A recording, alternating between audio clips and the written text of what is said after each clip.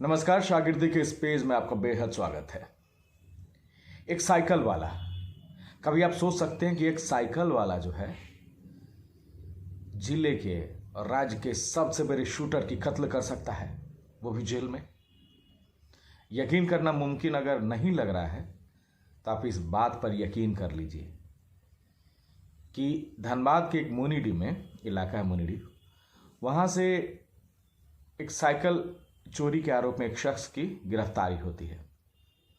वो पहुंच जाता है धनबाद जेल, और धनबाद जेल में पहुंचने के बाद अगले ही दिन वो ऐसा कांड करता है जिससे ना सिर्फ धनबाद जेल बल्कि पूरे राज्य की कानून व्यवस्था पर सवाल उठ जाते हैं। एक साइकिल चोर ने धनबाद जेल में धनबाद के पूर्व डिप्टी मेयर नीरज सिंह हत्याकांड के आरोपी की कत्ल कर देता है। यकीन कीजिए।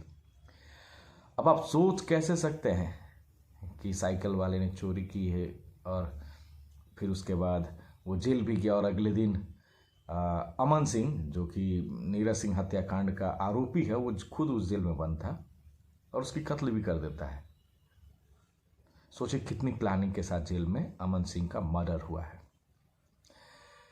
दरअसल अमन सिंह जो है यूपी का शूटर था, जेल में बंद था। नीरज सिंह हत्याकांड में 2017 में नीरज सिंह को गोली मारी गई थी AK-47 से। कई आरोपी उसके जो है धनबाद जेल में बंद थे, और उसके बाद 6 साल के बाद एक शख्स जो है साजिश के तहत पहले साइकिल चोरी करता है और फिर उसी जेल में पहुंचता है जहां अमन सिंह बंद है। वहां पे उसके 2 गुर्गे पहले से तैयार रहते हैं।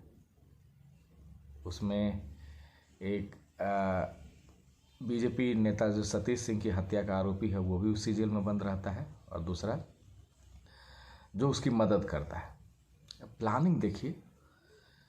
और जेल प्रशासन कह रहा है अब कि उसके भनक तक नहीं लगी। अरे भाई, 8 दिन पहले, मतलब जिस दिन अमन सिंह को गोली मारी गई धनबाद जेल में, उससे 8 दिन पहले SSP साहब, DC साहब जेल पहुंचे हुए थे।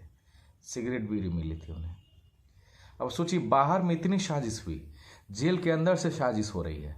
जेल के अंदर जो कैदी बंद है वो बाहर से एकदम कॉन्टैक्ट्स में है कि कैसे मारना है अमन सिंह को जेल में, और किसी को भनक नहीं लगी, गले से उतर नहीं रही है बात। और ये बात झारखंड हाईकोर्ट को भी नहीं उतर रही है गले से कि भला एक साइकिल चोर जो है वो जेल में घुसकर कैसे मार देता है वहां के सबसे बड़े शूटर को। खैर, बात अब यहीं तक नहीं है।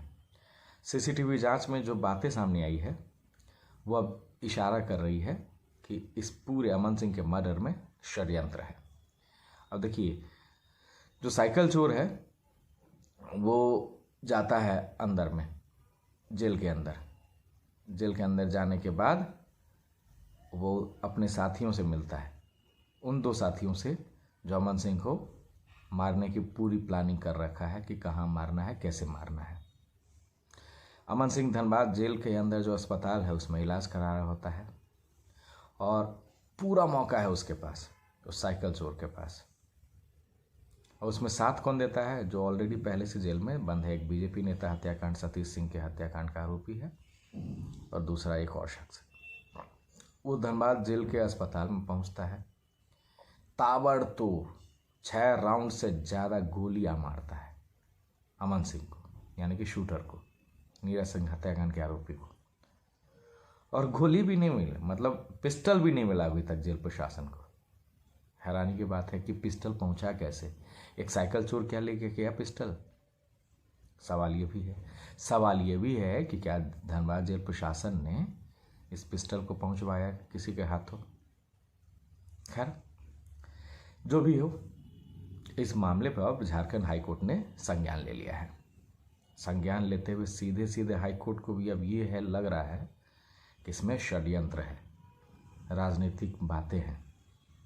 और वारदात के दिन, जिस दिन अमन सिंह का मर्डर हुआ, उसी दिन झारखंड हाईकोर्ट ने स्वतः संज्ञान ले लिया और जेल IG जो हैं उनको तलब कर दिया कि भाई आप बताइए कि क्या हुई है, जेल में कैसे ऐसे मर्डर हो जाता है किसी का भी। और राज्य सरकार से भी पूछा गया है कि क्यों नहीं एक षड्यंत्र की बातें इसमें रखी जाए और आप एसआईटी की जांच कराएं। राज्य सरकार को भी आदेश दिया गया है। राज्य सरकार वहाँ झुकी दिखी वीसी के जरिए जब झारखंड हाई कोर्ट की सुनवाई जब हो रही थी, जेल आईजी भी पहुंचे हुए थे, वीसी के जरिए ही सुनवाई हुई, उसमें मौजूद रहे और जेल आईजी ने हाई कोर्ट के सामने आखिरकार माना कि हाँ सर चूक हुई है।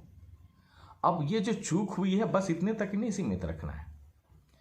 झारखंड हाई कोर्ट स्वतः जब संज्ञान ले लिया है तो मामले की अब तफ्तीश बढ़ेगी।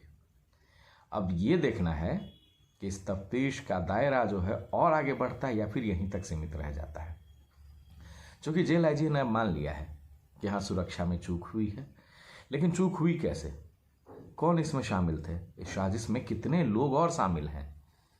क्योंकि बमुश्किल वो जब अमन सिंह को गोली मारी गई और जिसने गोली मारी उस साइकिल चोर ने, वो तो 1.5 घंटा तक मिला ही नहीं जेल में, कहाँ पे भाग गया था।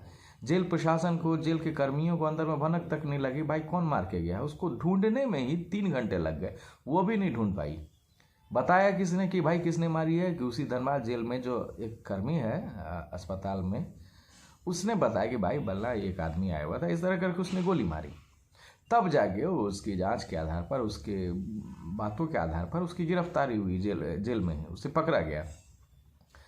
अब जो तीनों मर्डरर हैं ऑलरेडी जेल में, सवाल ये है कि इन तीनों के पास ऑर्डर कहाँ से आया था कि अमन सिंह को मारना है।